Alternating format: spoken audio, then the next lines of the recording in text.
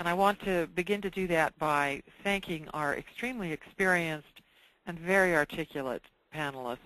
I'm sorry we haven't had a chance to get to more of the questions because they've been excellent in generating discussions amongst the panelists. By way of summing up the discussion, we've touched on so many themes, and I'm going to reiterate what I said at the beginning of the webinar, that for anyone who has not yet read it, you will find the box set, the white paper on this subject, full of an incredible amount of useful information, particularly those who are in the process of making the case to their funding sources, to their community partners, to their legislators and county commissioners, to their corrections departments. You will get a huge step up from the material that's contained in that paper. I'd like to just emphasize 2 or 3 things that have emerged from our panelists' discussion. And I really like what Chairman McVeigh has had to say about refocusing on the core mission of those of us who are engaged in corrections, either from the judicial sentencing side, from the probation side, from the funding side, or from the parole and incarceration management side.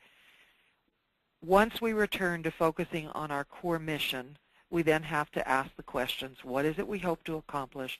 And then we have to ask the question, are we accomplishing it? And that's where the evidence comes in.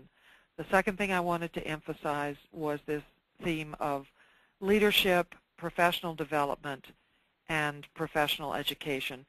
Not simply, this is shared leadership. Judges have convening power, and they can bring people to the table, but we have to listen, as Mr. Bouch suggests, we have to listen to what others have invested in the system, what they need to protect, what they see as important values, so that we can truly collaborate as we roll out programs designed to implement these principles. And then perhaps an emphasis on the proof and demonstration element that's been mentioned by several of our panelists throughout this. I was reminded of a conversation I had with my husband, who is a physician, probably 8 years ago. He works for a large HMO, and he told me a story about the administrative staff bringing in all of the cardiac surgical anesthesiologists throughout this large system.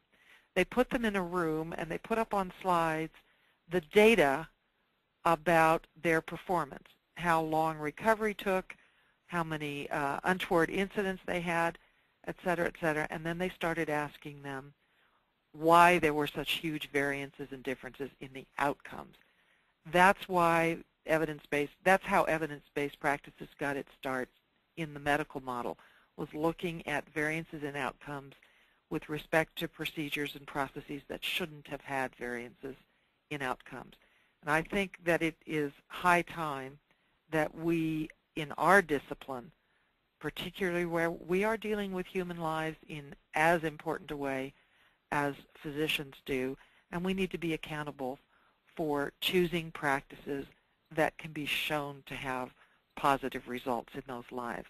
I'd like to bring Kate from the Crime and Justice Institute back online to wrap up this session today.